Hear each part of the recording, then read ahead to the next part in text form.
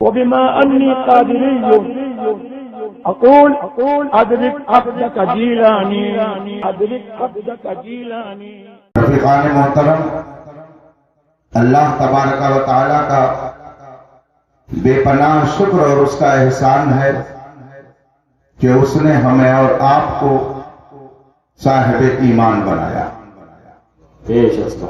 اس وقت پوری دنیا میں تقریباً 8 ارب آبادی انسانوں کی پائی جاتی ہے، اور اتنی بڑی آبادی میں صرف 1.5 سے 2 ارب وہ لوگ ہیں جو رسول پاک صلی اللہ علیہ وسلم کا کلمہ پڑھتے ہیں۔ اکثریت ان لوگوں کی ہے جو رسول پاک کے کلمے سے انکار کرتے ہیں۔ پھر 1.5 سے 2 ارب جو کلمہ پڑھنے والے ہیں، ان میں بھی بہت سے ایسے لوگ ہیں جن کا کلمہ پڑھنا اور نہ پڑھنا دونوں برابر ہے۔ اسے ہندوستان کو دیکھ لیجئے، کلمہ پڑھنے والوں کا ایک طبقہ کلمہ پڑھنے کے باوجود اللہ کی شان میں گستاخی کرتا ہے اور اس کی ذات مبارک پر عیب لگانے کی بیجا کوشش کرتا ہے۔ اسی ہندوستان میں ایک طبقہ ایسا ہے جو کلمہ پڑھنے کے باوجود ہمارے اور آپ کے آقا و مولا جناب محمد رسول اللہ صلی اللہ علیہ وآلہ وسلم کی توہین کرتا ہے، نبی پاک کی شان میں گستاخی کرتا ہے، وہ بھی نبی کا کلمہ پڑھتا ہے اور اسی ہندوستان میں موجود ہے۔ کلمہ پڑھنے والوں کا ایک طبقہ ایسا ہے جو اہل بیت کی شان میں گستاخی کرتا ہے، جبکہ رسول پاک صلی اللہ علیہ وسلم نے فرمایا مثل اہل بیتی کا سفینۃ نوح من تخلف عنها فقد غرق ومن رکبها فقد نجا۔ رسول پاک فرماتے ہیں میری اہل بیت کی مثال نوح علیہ السلام کی کشتی ہے، جو اس کشتی سے پیچھے رہا وہ سمندر میں ڈوب گیا، اور جس نے اس کشتی میں سواری کی وہ نجات پا گیا۔ حسنین کریمین رضی اللہ تعالی عنہما کے تعلق سے سرکار دو عالم صلی اللہ علیہ وسلم نے فرمایا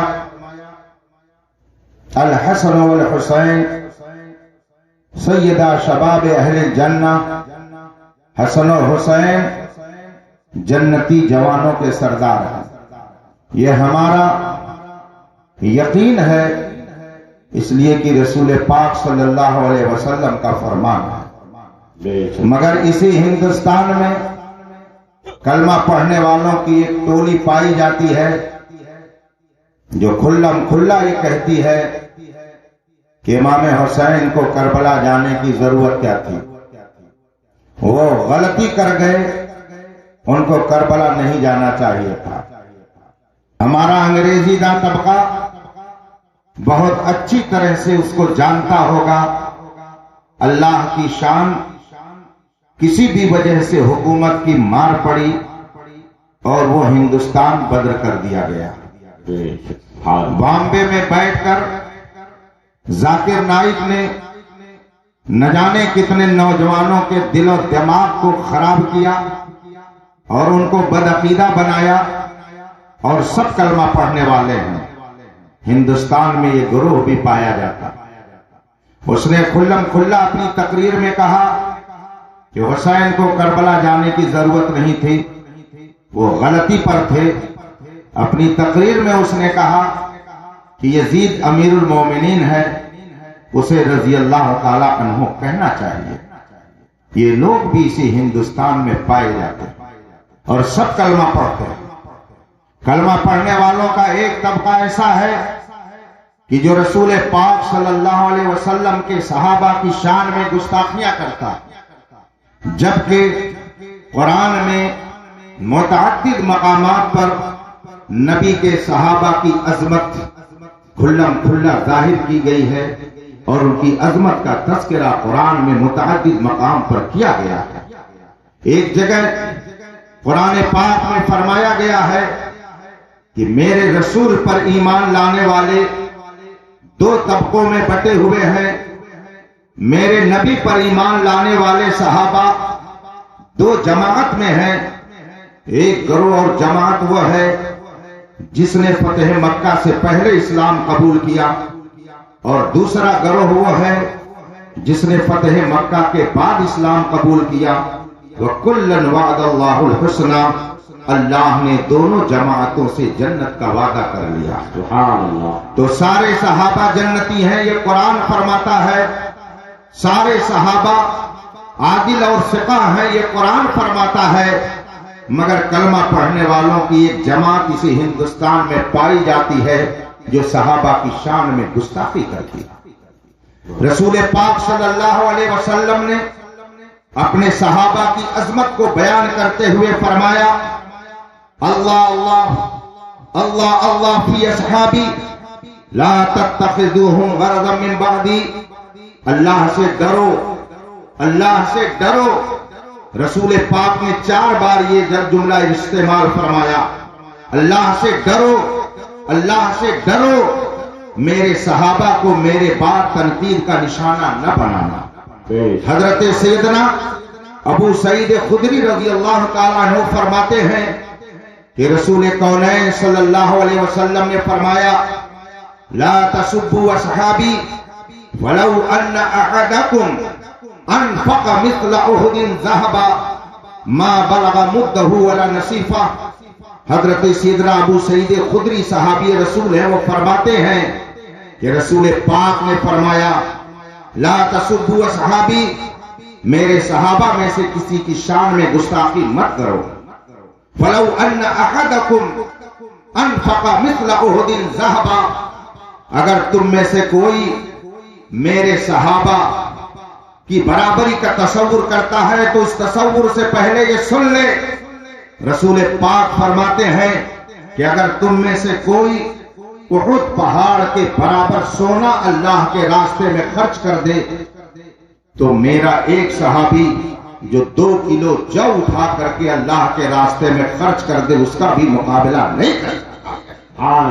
آپ اگر احد پہاڑ کے برابر سونا خرچ کر دیں اور رسول پاک کا ایک صحابی 2 کلو 1 کلو جو اللہ کے راستے میں خرچ کر دے تو احد پہاڑ کے برابر سونا خرچ کرنا ان کے 2 کلو جو کے برابر نہیں ہو سکتا ہے۔ رسول پاک صلی اللہ علیہ وسلم نے متعدد احادیث طیبہ میں صحابہ کرام کی عظمت کا اظہار فرمایا، اور پھر صحابہ کے درجے خود رسول پاک نے متعین فرما دیے۔ سارے صحابہ کو ایک درجے میں رسول پاک نے نہیں رکھا، ان کے درجے الگ الگ خود رسول پاک نے متعین فرمائے۔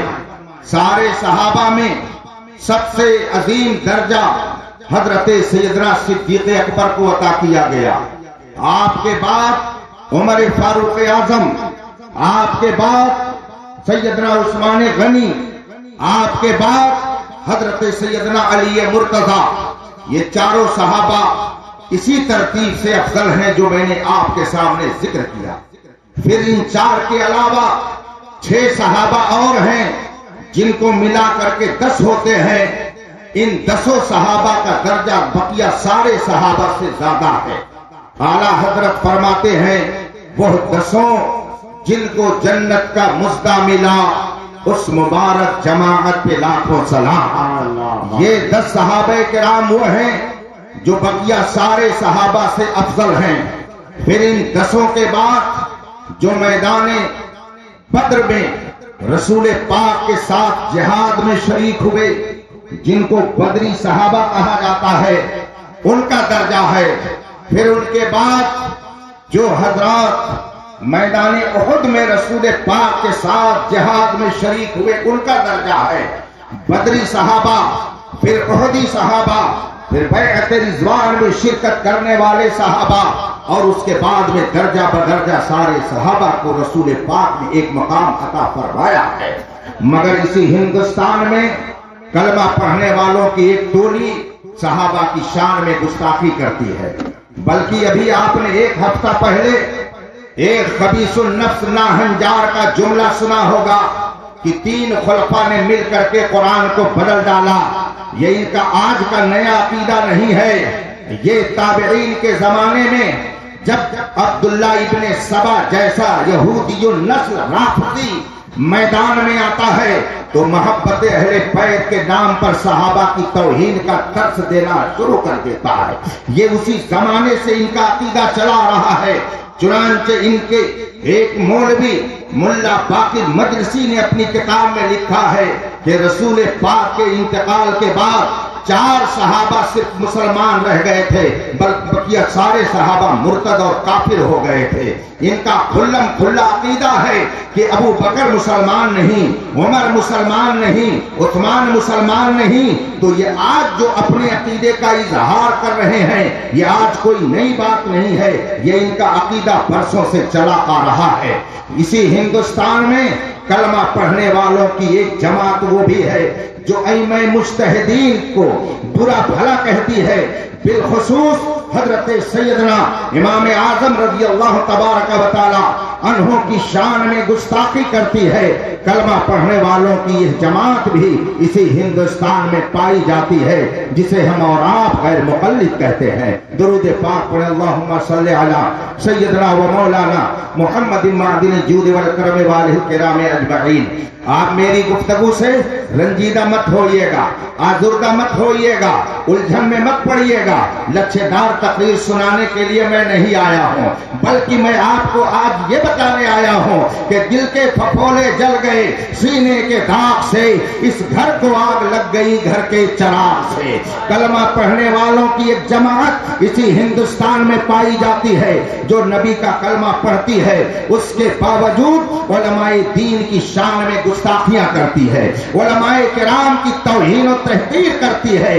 جبکہ قرآن پاک میں ایک جگہ نہیں 50 جگہ علماء دین کی فضیلت کو واشگاف انداز میں بیان کیا گیا ہے. قرآن ارشاد فرماتا ہے هل يستوي الاعمى والبصير، کیا جو آنکھ والے ہیں اور جو آنکھ والے نہیں ہیں وہ دونوں برابر ہو سکتے ہیں؟ کیا بینا اور نابینا دونوں کا درجہ ایک ہو سکتا ہے؟ قرآن فرماتا ایسا نہیں ہے. بینا کون ہے؟ جو علم دین رکھتا ہے. نابینا کون ہے؟ جو علم دین سے نابلد ہے، ناواقف ہے. وہ بینا نہیں نابینا ہے، اور جسے علم دین حاصل ہے وہ بینا ہے. قرآن فرماتا ہے کیا دونوں کا درجہ ایک ہو سکتا ہے؟ دوسری جگہ قرآن فرماتا ہے انما یخشی اللہ من عبادہ العلماء، اللہ سے حقیقت میں اگر خوف رکھنے والا کوئی طبقہ ہے تو اہل علم کا طبقہ ہے. ایک جگہ نہیں 50 جگہ قرآن پاک میں اہل علم کی فضیلت ظاہر کی گئی ہے. اور خود رسول پاک صلی اللہ علیہ وسلم نے ارشاد فرمایا ہے، نبی کریم فرماتے ہیں کہ انبیاء کرام کی جماعت درہم و دینار کا وارث اپنا کسی کو نہیں بناتی ہے بلکہ وہ اپنے علم کا وارث بناتی ہے. تو جو علم مصطفیٰ اپنے سینے میں رکھے وہی جانشین مصطفیٰ ہوتا ہے. جو جانشین مصطفیٰ ہو اس کی توہین حقیقت میں اصل کی توہین ہے، اس کی توہین یہ حقیقت میں نبی کی توہین ہے. مگر کلمہ پڑھنے والوں کی ایک جماعت دکان پر بیٹھ کر کے علماء کو گالیاں دیتی ہے، ان کی شان میں گستاخیاں کرتی ہے، نہ جانے کیسے کیسے کلمات استعمال کرتی ہے. رسول پاک صلی اللہ علیہ وسلم نے مومنوں کی عظمت بیان فرمائی کہ ایک عام مومن کا درجہ کیا ہے، ایک عام مومن کا مقام کیا ہے. میں اس لیے یہ باتیں عرض کر رہا ہوں کہ آج جو ماحول ہندوستان کا بنا ہوا ہے، آپ اس ماحول میں امین شریعت کی عظمت کو سمجھیں اور یہ جانیں کہ عرس کرنے کے لیے یہ ضروری نہیں ہے کہ وہ آسمان میں اڑتا دکھائی دے، بلکہ اگر وہ عالم ربانی ہے تو وہ اپنے دل میں رکھنے کے قابل ہے، اپنی پلکوں میں اسے ہمیں جگہ. نعرہ تکبیر، نعرہ رسالت، عرس حضور امین شریعت، مسلک اعلیٰ حضرت خلیفہ حضور سرکار تاج الشریعہ ایک مومن کا مقام کیا ہے اسے آپ ایک مسئلے سے سمجھ لیجئے، تب آپ کو احساس ہوگا کہ ایک مومن کا درجہ کیا ہے، اور جب مومن کا یہ مقام ہے تو جانشین مصطفیٰ کا مقام کیا ہوگا۔ آپ نے ہزاروں مرتبہ اپنے ماتھے کی آنکھوں سے دیکھا ہوگا کہ جب آدمی جماعت سے نماز پڑھتا ہے، اگر سنی امام کی ابتدا میں نماز پڑھ رہا ہے تو ہزاروں مرتبہ اس نے دیکھا ہوگا کہ جو ہی امام نے سلام پھیرا، اب امام قبلے کی طرف نہیں بیٹھتا ہے بلکہ یا تو پورب کی طرف گھوم جائے یا پچھم کی طرف گھوم جاتا ہے، اتر کی طرف یا دکھن کی طرف وہ اپنا منہ کر لیتا ہے۔ تو آپ کیا بتائیں گے کہ آخر وہ پورب اور اتر اور دکھن اپنا چہرہ سلام پھیرنے کے بعد کیوں کر لیتا ہے؟ اور اگر ایسے ہی قبلہ کی طرف منہ کر کے بیٹھا رہ گیا تو اس نے مکروہ کا ارتکاب کیا۔ اسی طرح بیٹھنا اس کے لیے مکروہ ہے، اس پر لازم ہے کہ یا تو دکھن طرف اپنا منہ کر لے یا اتر طرف اپنا منہ کر لے یا مقتدیوں کی طرف اپنا منہ کر لے۔ جو ہی سلام پھیرے اب امام کے لیے حکم ہے کہ تم اب قبلے کی طرف اپنا منہ نہیں کرو گے بلکہ یا تو مقتدیوں کی طرف کرو یا اتر کی طرف کرو یا دکھن کی طرف کرو۔ آپ جانتے ہیں ایسا کیوں فرمایا گیا ہے؟ بات یہ ہے کہ جب تک امام نماز کی حالت میں ہے تو ایک ضرورت کے تحت وہ سب سے الگ ہو کر کے اپنی پیٹھ کو مسلمانوں کی طرف کیے ہوئے ہے، یہاں ایک ضرورت ہے، لیکن جب اس نے سلام پھیر دیا اب نماز سے وہ باہر ہو گیا، اب اس کو اپنی پیٹھ مومنوں کی طرف کرنے کی اجازت نہیں ہے بلکہ مومنوں کے احترام کا اسے حکم دیا گیا ہے۔ اپنی پیٹھ کو وہ دوسری طرف کر لے، یا تو چہرہ مقتدیوں کی طرف کرے یا ادھر ادھر گھوم جائے۔ اب اگر وہ پیٹھ کر کے مقتدیوں کی طرف رہے گا تو یہ اس کے تفوق کی علامت ہے، یہ اس کے گھمنڈ کی علامت ہے، یہ اس کے تکبر کا شائبہ ہے۔ ہو سکتا ہے اپنے بڑکپن کی وجہ سے وہ مقتدیوں کو حقیر سمجھنے لگے، اس لیے حکم ہے سلام پھیر کر کے اب تم قبلے کی طرف نہیں رہو گے بلکہ مومنوں کی طرف اپنا چہرہ کر لو گے۔ یہ ایک مومن کا احترام مصطفیٰ نے ہمیں عطا فرمایا ہے۔ ایک مومن کا یہ مقام ہے، ایک مومن کا یہ درجہ ہے۔ اس کے بعد اگر وہ نبی پاک صلی اللہ علیہ وسلم کے علم کا حامل ہو جائے، رسول پاک صلی اللہ علیہ وسلم کے دین کا عالم ہو جائے تو اس کا درجہ بہت بلند ہو جاتا ہے۔ حضرت سیدنا حمید بن عبد الرحمن رضی اللہ تعالیٰ عنہ ایک صحابی رسول ہیں، راوی حدیث ہیں، وہ فرماتے ہیں سمعت معاویہ رضی اللہ تعالیٰ عنہ یقول خطیبا سمعت النبی صلی اللہ علیہ وسلم یقول من یرد اللہ بہ خیرا یفقہہ فی الدین انما انا قاسم واللہ یؤتی ولن تزال هذه الأمة قائمة على أمر الله لا يضرهم من خالفهم حتى يأتي أمر الله۔ حضرت حمید بن عبد الرحمن فرماتے ہیں کہ میں نے حضرت امیر معاویہ رضی اللہ تعالیٰ عنہ کو یہ فرماتے ہوئے سنا ہے کہ رسول پاک نے فرمایا کہ اللہ جس کے ساتھ بھلائی کا ارادہ فرماتا ہے اسے دین کا عالم بنا دیتا ہے۔ رسول پاک نے یہ بھی فرمایا کہ انما انا قاسم واللہ یؤتی، دیتا تو خدا ہے مگر بانٹتا میں ہوں۔ حضرت امیر معاویہ فرماتے ہیں رسول پاک نے آگے یہ بھی فرمایا کہ اس امت کا ایک طبقہ ہمیشہ حق پر قائم رہے گا، لا یضرهم من خالفهم، جو ان کی مخالفت کرے گا وہ ان کا کچھ بھی نقصان نہیں کر پائے گا، حتی یاتی امر اللہ، یہاں تک کہ قیامت آ جائے گی۔ یہ حدیث کے تین اہم ٹکڑے ہیں۔ پہلے ٹکڑے میں رسول پاک نے فرمایا کہ اللہ جس کے ساتھ بھلائی کا ارادہ فرماتا ہے اسے دین کا عالم بنا دیتا ہے۔ دوسرے ٹکڑے میں فرمایا کہ رسول پاک ارشاد فرماتے ہیں دیتا خدا ہے مگر تقسیم میں کرتا ہوں۔ اور تیسرے ٹکڑے میں فرمایا گیا کہ امت کا ایک طبقہ ہمیشہ حق بات پر مضبوطی سے قائم رہے گا اور جو ان کی مخالفت کرے گا وہ خود ذلیل و رسوا ہوگا اور یہ ہمیشہ سرخرو رہیں گے۔ یہ حدیث کے تینوں ٹکڑے حضرت سیدنا امیر معاویہ سے مروی ہیں۔ اب اگر کوئی حضرت امیر معاویہ کی شان میں گستاخی کرتا ہے تو وہ امیر معاویہ کی شان میں نہیں بلکہ علماء دین کی شان میں توہین بھی کرتا ہے۔ رسول پاک کے ارشاد کو بھی وہ ٹھکرا رہا ہے۔ اور اہل سنت کا ایک اعتقاد ہے، اہل سنت کا ایک عقیدہ ہے کہ رب دیتا ہے، مصطفیٰ بانٹتے ہیں، رب ہے موتی، یہ ہے قاسم، رزق اس کا ہے، کھلاتے یہ ہے، یہ عقیدہ اسی حدیث سے ثابت ہے۔ تو اگر کوئی امیر معاویہ کی توہین کرتا ہے تو گویا سنیوں کے اس عقیدے پر وہ کلہاڑی چلا رہا ہے۔ یہ ساری باتیں ہم اور آپ اپنے کانوں سے سنتے ہیں اور یہ ساری حرکتیں ہم اپنی آنکھوں سے دیکھتے رہتے ہیں۔ ہندوستان میں یہ طبقہ بھی بڑی کثرت سے پایا جانے لگا ہے کہ جو کلمہ پڑھتا ہے مگر صحابہ کی شان میں توہین کرتا ہے، بالخصوص حضرت سیدنا امیر معاویہ کی شان میں گستاخی کرتا ہے، طرح طرح کی بکواس کرتا ہے۔ یہ سارے طبقے اسی ہندوستان میں پائے جاتے ہیں، مگر اے سنیوں، آپ اپنی قسمت پر ناز کرو، آپ اپنی قسمت پر فخر کرو کہ اگر اللہ نے آپ کو کلمہ پڑھنے کی توفیق دی ہے تو آپ کو اللہ نے یہ بھی توفیق دی ہے کہ آپ کے دل میں خدا کی بھی عظمت، نبی کی بھی عظمت، اہل بیت کی بھی عظمت، صحابہ کا بھی احترام، اولیاء کرام کا بھی احترام، یہ جذبہ کسی اور در سے نہیں ملا ہے۔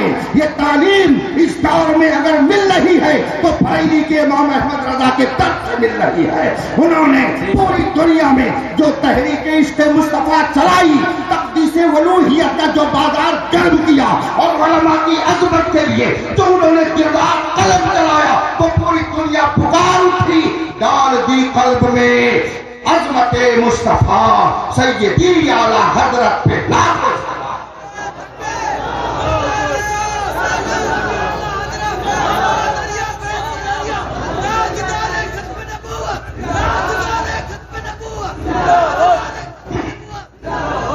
مجھے بتائیے، اسے ہندوستان میں بہت سی ایسی خانقاہیں ہیں جہاں پہ صحابہ کی شان میں توہین کھلا کھلا کی جاتی ہے، بہت سی ایسی درسگاہیں ہیں جہاں پہ اہل بیت کی شان میں گستاخیاں کی جاتی ہیں، بہت سے ایسے آستانے ہیں جہاں کے مجاور علماء کی توہین کرتے ہیں، ان کو گالیاں دیتے ہیں، مگر جو مسلک اعلیٰ حضرت پر صحیح ڈھنگ سے چلنے والا ہے پورے ہندوستان میں ایک فرد بھی ایسا نہیں ملے گا کہ جو کسی نبی کسی ولی کی شان میں گستاخی کرے۔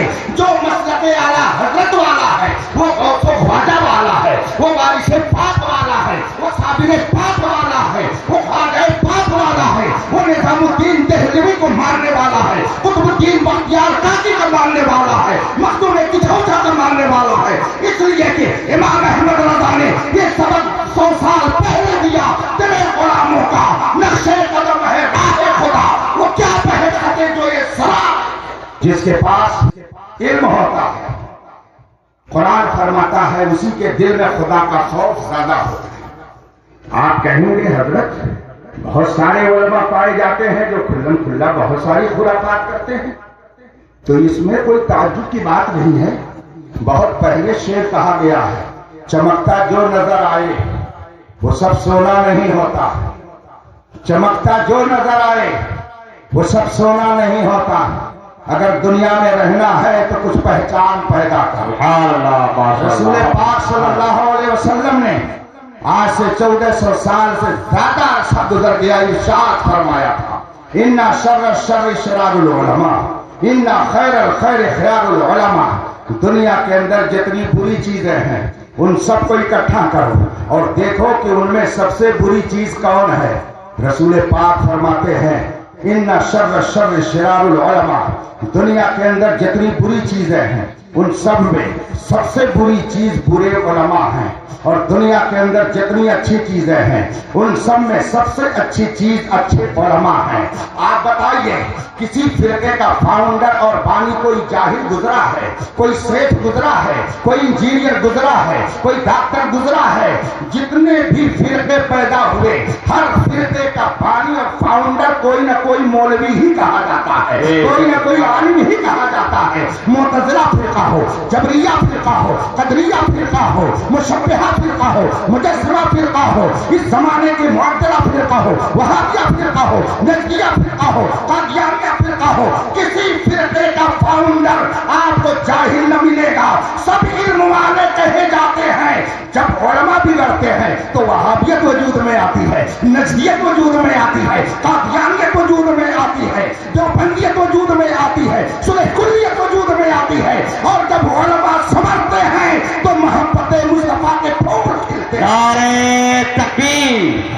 نعرہ رسالت مسلک اعلی حضرت خلیفہ حضور تاج الشریعہ حضور امین شریعت حضور امین شریعت نعرہ تکبیر جس طرح نعرہ رسالت رسول پاک نے فرمایا ان شر شرار العلماء، دنیا کے اندر جتنی خراب چیزیں ہیں ان میں سب سے خراب چیز خراب علماء ہے.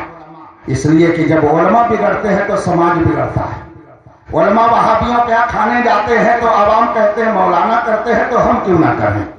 علماء جب بگڑتے ہیں تو سماج بگڑتا ہے، اور جب علماء بنتے ہیں تو معاشرہ بنتا ہے. حضور امین شریعت ان بنے ہوئے لوگوں میں تھے کہ جو ان کے دامن میں آتا گیا وہ بھی بنتا گیا، جو ان کے دامن سے وابستہ ہوتا گیا اس کے اندر بھی ایمان و یقین کا اجالا آتا گیا. آج اس خطے میں مسلک اعلی حضرت کا جو نعرہ گونج رہا ہے، مجھے کہنے دیجئے یہ حضور امین شریعت کی محنتوں کا نتیجہ ہے. انہوں نے گھر گھر پہنچ کر کے امام احمد رضا کی پاکیزہ تعلیمات کو پہنچایا اور لوگوں کے دلوں میں امام عشق و محبت کی محبت بھری، جس کے نتیجے میں آج اس علاقے میں مسلک اعلی حضرت کا نعرہ. یاد رکھیے سچے علماء کی توہین فرمایا گیا ہے الاستہزاء والاستخفاف بالعلماء والاشراف کفر. علماء کی توہین کرنا کفر ہے، سادات کی توہین کرنا کفر ہے. اگر علماء کی مطلقاً کوئی توہین کرتا ہے، علماء بہت خراب ہوتے ہیں، تو یہ علماء کی توہین نہیں ہے، یہ علم دین کی توہین ہے. اور علم دین کی توہین یہ حقیقت میں دین کی توہین ہے. جو دین کی توہین کرتا ہے وہ دین سے نکل جاتا ہے. اور یاد رکھیے جب آدمی خود دین سے نکلتا ہے تو تنہا ہی نہیں نکلتا، خود بھی ڈوبے ہیں، نہ جانے کتنوں کو لے ڈوبیں گے. جب آدمی کا ایمان جاتا ہے تو ساتھ ہی ساتھ بیوی بھی نکاح سے نکل جاتی ہے، بیوی نکاح میں نہیں رہ جاتی. اب بیوی جہاں چاہے نکاح کر سکتی ہے. اگر شوہر مرتد ہو گیا، کافر اور بے دین ہو گیا تو بیوی بھی اس کے نکاح سے نکل گئی. اب اگر وہ بیوی کے پاس جائے گا تو زنا ہوگا، پھر بچے جو پیدا ہوں گے ولد الزنا ہوں گے، اور جب ولد الزنا مارکیٹ میں آئیں گے تو تباہی پھیلائیں گے. اس لیے ایمان کی حفاظت کیجیے. کیا آج آپ نے نہیں دیکھا اگر وسیم رضوی جیسے ناہنجار نے قرآن پر نکتہ چینی کی تو اس کے بھائیوں نے کہا یہ ہمارا نہیں ہے، بھائیوں نے تو کہا ہی، اس کی بیوی نے بھی کہہ دیا یہ ہمارا نہیں ہے، ہم اس سے اپنا رشتہ توڑتے ہیں. اے سنیوں، کل تک تو صرف بریلویوں کو لوگ توڑتے تھے، ان کو کوستے تھے کہ یہ تو صرف نکالنے کا کام کرتے ہیں، یہ دور کرنے کا کام کرتے ہیں، یہ ملانے کا کام نہیں کرتے ہیں. ذرا جا کر کے وسیم کی بیوی سے تو پوچھئے کہ آخر تو کیوں الگ ہو گئی، تو کیوں جدا ہو گئی. گویا وہ رافضی ہونے کے باوجود یہ سمجھتی ہے کہ جو کھلم کھلا کفر کرتا ہے بیوی اس کے نکاح سے نکل جاتی ہے. شوہر اگر اس کے ساتھ رہے گا تو یہ بدکاری ہوگی. میں بدکاری کبھی گوارا نہیں. نعرہ تکبیر نعرہ رسالت مسلک اعلی حضرت فیضان حضور امین شریعت نعرہ تکبیر نعرہ رسالت. آج کل ایک وبا چلی ہوئی ہے سنیوں کے بارے میں، بالخصوص علماء اہل سنت کے بارے میں، کہ یہ تو نکالنے ہی کا کام کرتے ہیں، کسی کو داخل نہیں کرتے ہیں، یہ نکالنے ہی کا کام کرتے ہیں. اتنے لوگ آج گیٹ میں داخل ہوئے ہیں، اگر امین شریعت نے محنت نہ کی ہوتی تو نہ جانے کس کس گھاٹ کا لوگ پانی پیتے. اعلیٰ حضرت کے بارے میں کسی کہنے والے نے کہا ہے نہ جانے سنیت پر کیسی کیسی آفتیں آتی، امام احمد رضا خان کا اگر پہرا نہیں ہوتا. آج بھی جو لوگ ان کی ڈگر سے ہٹ رہے ہیں ان کا انجام آپ اپنے ماتھے کی نگاہوں سے دیکھ رہے ہیں.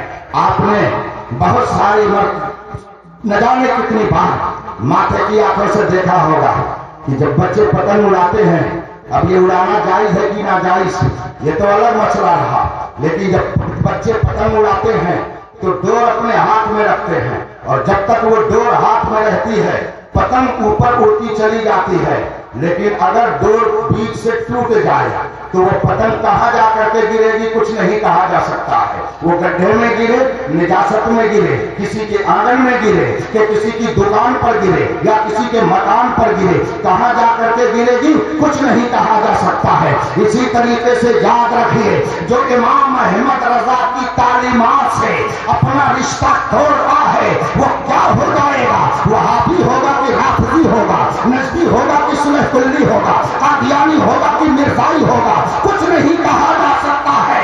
इसलिए जो लोग इमाम अहमद रजा की डगर से हट रहे हैं, अभी वक्त है इन उलमा के दामन में हो लो और बरेली की चौखट पे चल करके बोलो, मैं मुजरिम हूँ आका, मुझे साथ ले लो कि रास्ते में है क्या वजह।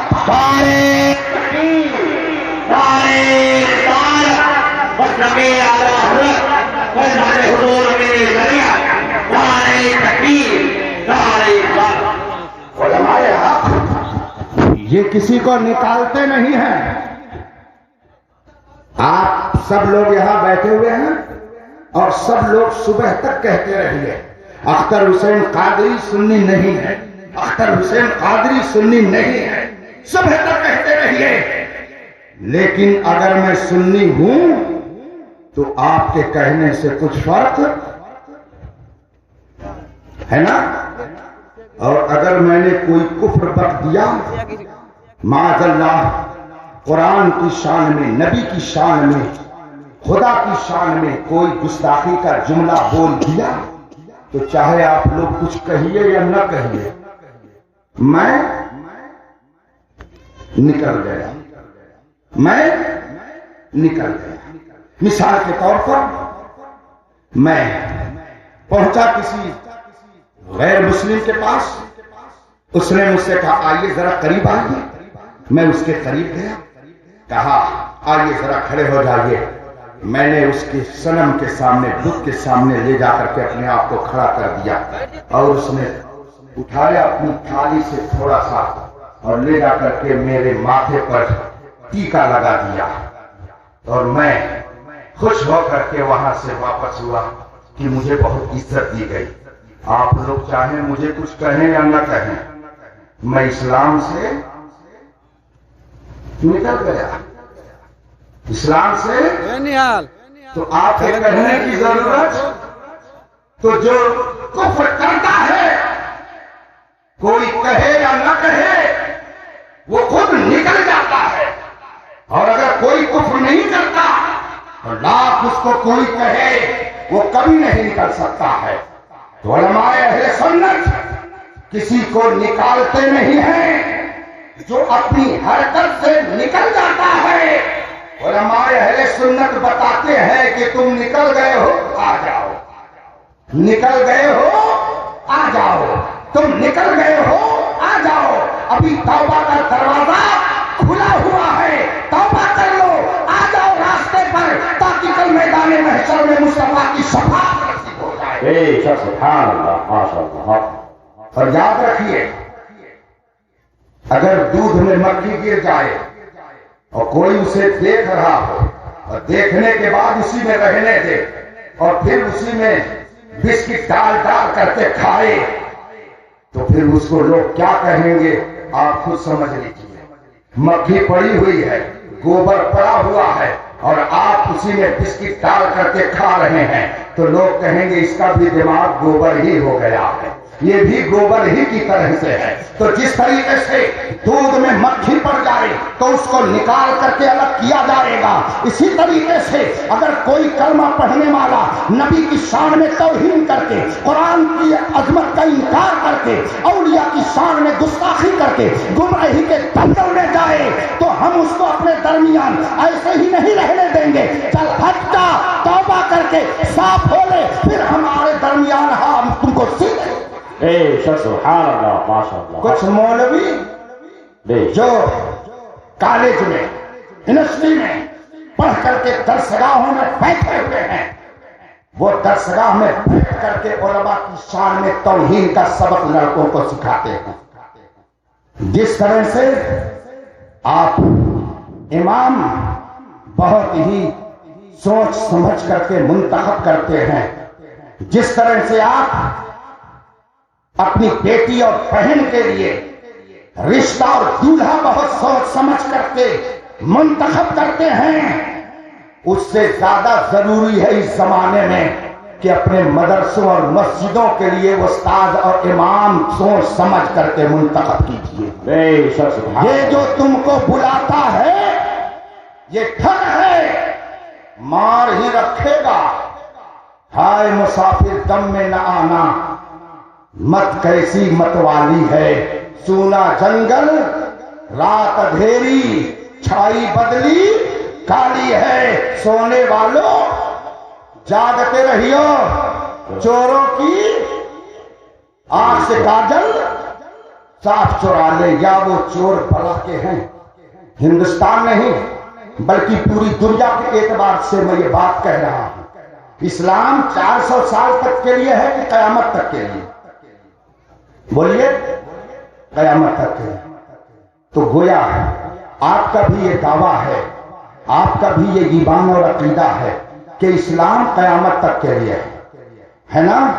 تو اسلام کے اندر جو نئے مسائل پیدا ہوں گے ان سب کا حل اسلام میں موجود ہے. جو بھی نئے مسئلہ پیدا ہو، جو بھی نیا مسئلہ پیدا ہوگا، قرآن و حدیث کی روشنی میں اس کا حل پیش کیا جائے گا. اور جو بھی کوئی چیلنج کرے گا اسلام کو، اس کا جواب دیا جائے گا. تو بتائیے کہ یہ جواب کون دے گا؟ کون دیتا ہے؟ 26 آیتوں پر اعتراض ہو رہا ہے نا، ہو رہا ہے نا. بتائیے گھاٹ اکھاڑنے والے ڈاکٹر میدان میں آئے کہ انجیکشن لگانے والے، کہ کینسر کا علاج کرنے والے، کہ پروفیسر، کہ انجینئر، کہ لائر، کون آیا میدان میں؟ کون جواب دیتا ہے؟ میں ایک مرتبہ سفر کر رہا تھا، اتفاق سے مغرب کے بعد میرے پاس کثرت سے فون آتے ہیں سوال و جواب کے. میں سفر کر رہا تھا، مختلف لوگوں کے سوالوں کا جواب موبائل پہ دیتا جا رہا تھا. میرے بغل میں ایک غیر مسلم بیٹھا ہوا تھا. جب میں نے اپنی گفتگو ختم کی تو اس نے کہا، لگتا ہے کہ آپ کسی کالج میں پڑھاتے ہیں. میں نے کہا ہاں. کہا آپ کی گفتگو مجھے بہت اچھی لگ رہی ہے، تو کیا میں بھی کچھ پوچھوں؟ میں نے کہا ضرور، آپ کو اجازت ہے. لکھنؤ سے لے کر کے بستی تک کم سے کم اس نے مجھ سے 25 سوال کیا ہوگا. اور جب وہ گاڑی سے میرے اترنے کا وقت آیا تو ڈرائیور سے کہتا ہے کہ تھوڑی دیر رک جاؤ، میں ان کے ساتھ چائے پی لوں، اس لیے کہ ان کی گفتگو بہت اچھی لگ رہی ہے. اور پھر وہ مجھ سے کہتا ہے کہ آپ اپنی یونٹی میں، اپنے سماج میں نہیں، ہمارے سماج میں آ کر کے یہ باتیں بتائیے تاکہ ہمارا سماج جو غلط فہمی کا شکار ہے، کم از کم اسلام کے بارے میں اس کی غلط فہمی دور ہو جائے. سبحان اللہ. مجھ سے سوال کیا کہ آپ کا قرآن کہتا ہے اقتلوا المشرکین حیث ثقفتموہم، کافر جہاں مل جائیں ان کو قتل کرو. یہ آپ کا قرآن کہتا ہے. یہ جو 26 آیتوں پر اعتراض کی بات چل رہی ہے ان میں سے ایک آیت یہ بھی ہے، قرآن میں یہ موجود ہے. اس میں بہت سارے حفاظ ہوں گے، بہت سارے عالم ہیں، ان سے آپ پوچھیے. یہ قرآن کی آیت ہے، اقتلوا المشرکین حیث وجدتموہم، مشرکوں کو قتل کرو، کافروں کو قتل کرو، یہ جہاں مل جائیں. اس آیت کریمہ پر آج اعتراض کرنے والے اعتراض کرتے ہیں اور کہتے ہیں قرآن تو کہتا ہے کافر جہاں مل جائیں ان کو قتل کرو، اس لیے یہ آیت قرآن میں نہیں ہونی چاہیے. یہ دہشت گردی کی تعلیم ہے، آتنکواد کا بڑھاوا ہے. بتائیے آپ میں سے کون اس کا جواب دے؟ کون جواب دے؟ شیخ میدان میں آتا ہے، وہ تو 1 کروڑ نہیں 1 ارب روپیہ دے دے گا، لیکن اس کا جواب وہ کون دے گا؟ میرے بھائیوں، نعرہ تکبیر، قدر کرو، نعرہ رسالت، علماء کی عظمت کو پہچانو. اعلیٰ حضرت میں اس کا جواب دے کر کے جلدی سے فیضان کے آزاد جملہ، نعرہ تکبیر، نعرہ رسالت. درود شریف پڑھیں. اللہم صلی علی سیدنا و مولانا محمد معدن الجود والکرم وآلہ الکرام اجمعین. رفیقان محترم، میں اس وقت بہت ہی حساس گفتگو آپ سے کر رہا ہوں. آپ اس کو کان کھول کر کے سن لیں اور دل میں جگہ دیں، تاکہ آپ سینہ ٹھوک کر کے یہ کہہ سکیں کہ اسلام وہ پودا ہے، کاٹو تو ہرا ہوگا، تم جتنا تراشو گے یہ اس سے سوا ہوگا۔ آپ یہ کہہ سکو اے قول محمد قول خدا، فرمان نہ بدلا جائے گا، بدلے گا زمانہ لاکھ مگر قرآن نہ بدلا جائے گا۔ بے شک سبحان اللہ۔ مجھ سے یہ بات کہی تو میں نے کہا بے شک قرآن میں ہے، قرآن میں یہ ہے کہ مشرکوں کو جہاں پاؤ قتل کرو، قرآن میں ہے، میں اس سے پیچھے نہیں ہٹا، قرآن میں ہے، بالکل صحیح ہے۔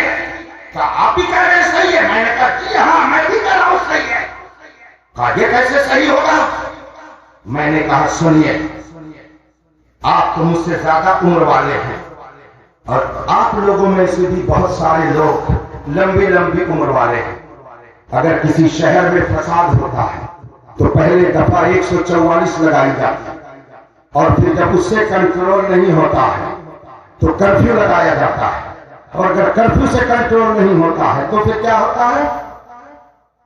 کیا ہوتا ہے؟ ایمرجنسی لگائی جاتی ہے۔ ایمرجنسی میں کیا ہوتا ہے کہ پلوائیوں کو دیکھتے ہی بولیے کیا ہے، ارے اب تو ہندوستان کا قانون سیکھیے، ڈاکٹر بنیے، لائر بنیے، وکیل بنیے، انجینئر بنیے، پروفیسر بنیے، عالم بنیے، حافظ بنیے، قاری بنیے، تاکہ پورا معاشرہ غیروں کی آنکھ میں آنکھیں ڈال کر کے زندگی گزار سکے۔ مجھے بتائیے، جب دنگے پر کنٹرول نہیں ہوتا ہے تو حکم ہوتا ہے کہ دیکھتے ہی بلوائی کو، لیکن یہ آرڈر ایسے ہی نہیں جاری ہو جاتا ہے۔ پہلے ڈی ایم وزیر اعلیٰ سے اس کی اجازت لیتا ہے، وزیر اعلیٰ ڈی ایم کو آرڈر تحریر جاری کرتا ہے، پھر ڈی ایم ایس پی کو یہ آرڈر بھیجتا ہے کہ بلوائیوں کو دیکھتے ہی گولی مار دی جائے، پھر اس کے بعد میں ایس پی آرڈر دیتا ہے پولیس والوں کو کہ تمہیں یہ کرنا ہے، اور یہ آرڈر رجسٹر میں درج ہو جاتا ہے، وہ لکھ دیا جاتا ہے کہ فلاں تاریخ کو یہ آرڈر دیا گیا کہ بلوائیوں کو دیکھتے ہی گولی مار دی جائے۔ اب مثال کے طور پر 50 سال پہلے کسی موقع پر کسی شہر میں ایمرجنسی لگی اور 50 سال پہلے ایک رجسٹر میں یہ قانون لکھا گیا کہ دیکھتے ہی گولی مار دی جائے۔ اب اگر 50 سال کے بعد کوئی آدمی اس قانون کی فوٹو کاپی لے اور اقوام متحدہ میں جا کر کے کہے کہ ہندوستان میں ظلم ہو رہا ہے، دہشت گردی پھیلائی جا رہی ہے، آتنکواد پھیلایا جا رہا ہے، لوگوں نے پوچھا کیوں؟ کہا دیکھیے وہاں کے قانون میں لکھا ہوا ہے کہ دیکھتے ہی گولی مار دی جائے۔ اب مجھ کو بتائیے، جو شخص ہندوستان کا ہونے کے باوجود اقوام متحدہ میں اس کی کاپی لے جا کر کے ہندوستان کو بدنام کرے، وہ غدار وطن ہے کہ نہیں؟ تو جب مکے کے اندر بڑے بڑے دہشت گرد بلوائی بنے ہوئے تھے، ابو جہل، اتبا، شیبہ، ابو لہب، نہ جانے کتنے دشمنان اسلام مکے کی آبرو ریزی کر رہے تھے، دشمنان اسلام حرم کعبہ کی حرمت کو پامال کر رہے تھے، خانہ کعبہ پر بری نظر ڈال رہے تھے، فساد پھیلا رہے تھے، اور وہ فساد کنٹرول میں نہیں آ رہا تھا تو قرآن کی آیت نازل ہوئی، اقتلوا المشرکین حیث وجدتموہم، یہ جہاں پر بھائی ملے ان کو قتل کرو تاکہ حرم پاک کی حرمت کرو۔ جب میں نے اس کے سامنے یہ بات رکھی، اس نے کہا کہ آپ نے تو میری آنکھ کھول دیا۔ ہم نے کہا ادھر آؤ پیارے، ہنر آزمائیں تو تیر آزما ہم جگر آزمائیں۔ ابھی لاک ڈاؤن چل رہا ہے، گورنمنٹ کی طرف سے اعلان آ گیا ہے ماسک لگا کر کے نماز پڑھنا ہے نا، بازار جائیے تو ماسک لگا کر، جبکہ تمام کتابوں میں لکھا ہوا ہے کہ منہ کو چھپا کر کے نماز پڑھنا مکروہ تحریمی ہے، یعنی گناہ ہے۔ تو اب کیا کیجیے گا بتائیے؟ سعودیہ حکومت نے اعلان کر دیا کہ جو حج کرنے آئے گا عمرے پر آئے گا اس کو اپنے منہ پر ماسک لگانا ہوگا، تو جب وہ حالت احرام میں رہے گا تو اپنے منہ کو چھپائے گا، تو شریعت کا حکم ہوگا کہ وہ اپنے منہ کو چھپائے رہا تو دم دے۔ دم کا مطلب ہوتا ہے قربانی کرے، چھپایا بس ادھر فوراً دما دم دم دم دے، اور ایک دم میں ایک بکرا اس وقت وہاں ملے گا 500 ریال کا۔ تو اگر آپ نے 5 دن ایسے ہی منہ بند رکھا احرام کی حالت میں، حالت حج میں، تو جتنا گھر سے خرچ لے کر کے آ جائیں گے وہ سب خون کے بدلے دے کر کے چلے جائیں گے۔ کون ہے جو اس مسئلے کو حل کرتا ہے؟ کون ہے جو امت کی گتھیوں کو سلجھاتا ہے؟ کون ہے جو امت کی رہنمائی کرتا ہے؟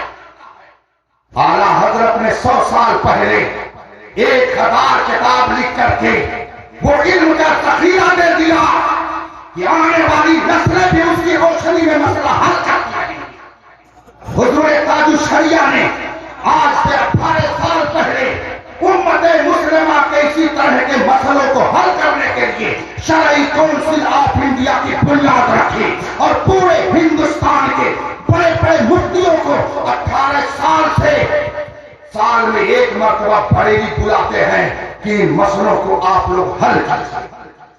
تو کہتے ہو کہ علماء کرتے کیا ہیں، کیا نہیں کرتے ہیں وہ بتائیے۔ سب سے بڑی بات یہ ہے کہ یہ آپ کے ایمان کی حفاظت ہے۔ اگر کوئی گاؤں میں مر جائے مسلمان، اس لیے کہ نماز جنازہ مسلمان ہی کی پڑھی جاتی ہے، وہاں بھی دیوبندی کی نماز جنازہ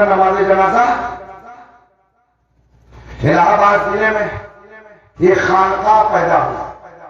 یہ 2 صوفی یہاں پر بیٹھے ہوئے ہیں، یہ بھی صوفی ہیں، اور وہاں بھی ایک 7 صوفی پیدا ہوئے جو کچھ داستانوں کے ذریعے اپنی بات پھیلاتے ہیں۔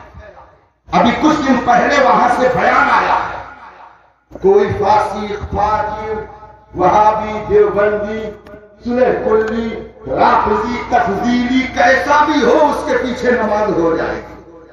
گویا کتا بلاڑی دے کے پیچھے نماز پڑھو ہو جائے۔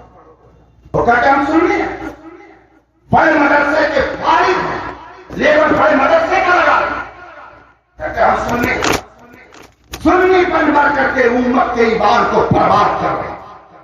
اگر گاؤں میں کوئی مسلمان انتقال کر جائے تو اس کی نماز جنازہ فرض ہے۔ کیا ہے؟ کون سا فرض ہے یہ بھی نہیں معلوم ہے کہ فرض کیسا رہتا ہے۔ اور دکان پہ بیٹھیں گے تو علماء کی شان میں اتنے شاندار کلمات بولیں گے، لگتا ہے کہ ان سے بڑا زبان اور کوئی ہے ہی نہیں۔ فرض 2 طرح کا ہوتا ہے، ایک کو فرض عین کہا جاتا ہے، ایک کو فرض کفایہ کہا جاتا ہے۔ فرض عین کا مطلب یہ ہوا ہر منبر سے جس کا تعلق ہے اس کو فرض عین کہا جاتا ہے۔ جیسے نماز عاقل بالغ مسلمان پر فرض عین ہے۔ ایسا نہیں ہے کہ ابا پڑھ لیے تو سب لوگ بری ذمہ ہو گئے، ایسا نہیں ہے، ہر ایک عاقل بالغ پر فرض ہے، یہ فرض ہے۔ لیکن نماز جنازہ بھی کیا فرض عین ہے؟ نہیں۔ کچھ لوگوں نے اگر پڑھ لیا تو سب بری ذمہ، اور اگر کسی نے نہیں پڑھا تو سب کیا ہوئے؟ بات سمجھنے آ رہی ہے نا؟ تو فرض کفایہ کا مطلب یہ ہوا کہ اگر کچھ لوگوں نے پڑھ لیا تو سب لوگ گناہ سے بچ گئے، اور اگر کسی نے نہیں پڑھا تو سب گناہ۔ ارے بھائیو، کم از کم علماء کا یہی احسان مانتے۔ اگر کسی آبادی میں ایک بھی عالم نہیں ہے تو پوری آبادی کے لوگ گنہگار ہیں۔ یاد رکھیں، پوری آبادی کے لوگ گنہگار ہیں، اس لیے کہ عالم بننا ہر قوم، ہر طبقے میں فرض کفایہ ہے۔ پوری آبادی میں اگر کوئی عالم نہیں بنا تو پوری آبادی کے لوگ گنہگار ہیں، اور اگر ایک بھی عالم ہو گیا تو سب بریوس۔ واہ سبحان اللہ، ایک عالم نے پوری آبادی کو گنہگار ہونے سے بچا دیا، ایک عالم نے پورے لوگوں کو رب کی بارگاہ کا مجرم ہونے سے بچا دیا۔ اس سے بڑا اور کیا احسان ہوگا قوم پر کہ جو گنہگار ہو رہے تھے عالم نے اپنے علم کی بدولت سب کو گناہ اور کوئی فضیلت مانو نہ مانو مگر امین شریعت کا یہی بہت بڑا احسان ہے کہ انہوں نے قوم کو گنہگار ہونے سے اس اعتبار سے بچا. اللہ تبارک و تعالی ہمارے مدرسوں کی حفاظت فرمائے, بدعقیدوں سے محفوظ فرمائے, اعلیٰ حضرت کی ڈگر پر چلنے کی توفیق عطا فرمائے. میں نے کم از کم اختلافی موضوعات پر سینکڑوں کتابوں کا مطالعہ کیا ہے. تقریباً 25 سال سے فتویٰ لکھ رہا ہوں. میں بڑے اعتماد سے یہ کہتا ہوں جو اعلیٰ حضرت کی تعلیمات سے ہٹے گا وہ جہنم کی دیوار سے سٹے گا. ہمارے علاقے میں ایک بڑے بزرگ عالم صوفی نظام الدین صاحب رحمۃ اللہ تعالی علیہ فرماتے تھے بابو جو مسلک اعلیٰ حضرت سے ہٹا وہ ہٹا. بڑے پیار سے کہتے تھے جو مسلک اعلیٰ حضرت سے ہٹا وہ ہٹا. اس کے آگے میں کہتا تھا اور جہنم کی دیوار سے سٹ.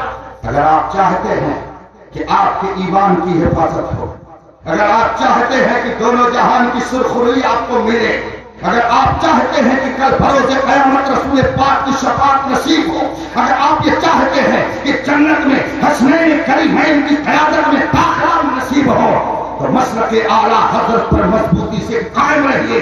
یہاں بھی سرخرو رہیے گا اور وہاں بھی سرخرو رہیے.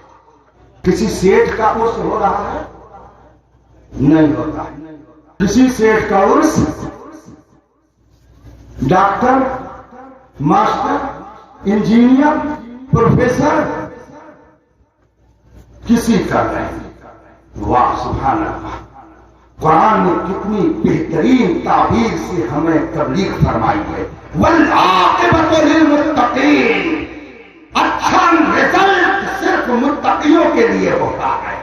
یہ اچھا رزلٹ ہے کہ اتنے لوگ یہاں پر امین شریعت کی بارگاہ میں آ کر کے اپنی محبتوں کا خیال یہ وہ اچھا نتیجہ ہے جو ان کے کردار کی پاکیزگی کی بدولت اللہ نے انہیں عطا. آدمی دنیا سے گیا اس کے عمل کا سلسلہ ختم, مگر 3 کام اگر کر کے گیا ہے تو وہ سلسلہ چلتا رہے گا, ہے نا. کوئی اس نے علمی کارنامہ انجام دیا, کوئی اس نے رفاہی کام کر دیا, اور اس نے کوئی نیک اولاد چھوڑ دی کہ جو اس کے لیے دعا. یہ 3 کام اگر کوئی کر کے گیا ہے تو دنیا سے جانے کے بعد بھی اس کی نیکیوں کا میٹر چلتا رہے گا. حضرت امین شریعت رحمت اللہ تعالی علیہ اس حدیث پاک پر بالکل عمل کر کے گئے. انہوں نے رفاہی کام کیا, مدرسے بنوائے, مسجد کی تعمیر, لوگوں کے قلوب کو ایمان و یقین کی دولت سے بھر دیا, اور پھر ولد صالح یدعو له نیک اولاد چھوڑ کر کے گیا جو تنہا ہی نہیں دعا کر رہا ہے, اتنے لوگوں کو دعا کے لیے اس نے اکٹھا کر رکھا ہے. یہ صوفی شرف الدین صاحب انہوں نے اتنے لوگوں کو اکٹھا کیا اور سب دعا کرتے ہیں. حدیث میں فرمایا گیا نیک اولاد جو دنیا میں چھوڑ کر کے جائے گا تو وہ یہاں دعا کرے گی مگر اس کا ثواب اس کی قبر میں ملتا رہے گا. الحمدللہ وہ امین شریعت ہے. حضرت قاری دیش محمد نوری صاحب نے راستے میں مجھ سے ان کے جو فضائل و مناقب بیان کیے, اگر میں اس کو بیان کروں تو اور بھی لوگوں کا وقت مجھے کھانا پڑے گا اور میں اس کا قائل نہیں. صوفی صاحب, صوفی عبدالوحید صاحب الحمدللہ انہوں نے وہاں پہ ایک صحرا میں انہوں نے گلشن بنا دیا. شاعر کہتا ہے چمن میں پھول کا کھلنا کوئی کمال نہیں, زہے وہ پھول جو گلشن بنائے صحرا کو. صوفی شرف الدین صاحب اپنے والد ماجد علیہ رحمہ کے نقش قدم پر چلتے ہوئے احقاق حق بھی فرما رہے ہیں. مسلک حق کی ترجمانی بھی کر رہے ہیں. اور میں نے ایک بات اور سنی تھی، جس اخلاص سے وہ کام کرتے تھے ان کو کسی کا کوئی خوف نہیں رہتا تھا. سیٹھ آئے غریب آئے، اگر شریعت کے خلاف اس نے کوئی قدم اٹھا رکھا ہے تو حضور امین شریعت کبھی اس کو گوارا نہیں کرتے تھے. اللہ تبارک و تعالیٰ ان کی تربت انور پر رحمت و نور کی بارش فرمائے. ہم نے صوفی شرف الدین صاحب کے بارے میں بھی یہ سنا کہ کوئی ہو اگر وہ آ کر کے اپنی دنیاوی جاہ و حشمت کی دھوس جماتا ہے تو یہ اس کے روح میں کبھی نہیں آتا. خدا کرے کہ یہ جذبہ اور بڑھتا رہے اور یہ دین کی خدمت اور کرتے رہیں اور اللہ و رسول کی رضا کے لیے کارنامے انجام دیتے رہیں. اس خطے میں جو اہل سنت کی بہار ہے، اس بہار کو باقی رکھنے کے لیے ان کے بازوؤں کو مضبوط کیجیے، مسلک اعلیٰ حضرت پر قائم رہیے. یہاں بھی سرخرو رہیے گا اور وہاں بھی سرخرو رہیے گا. وآخر دعوانا الحمدللہ رب العالمین. السلام.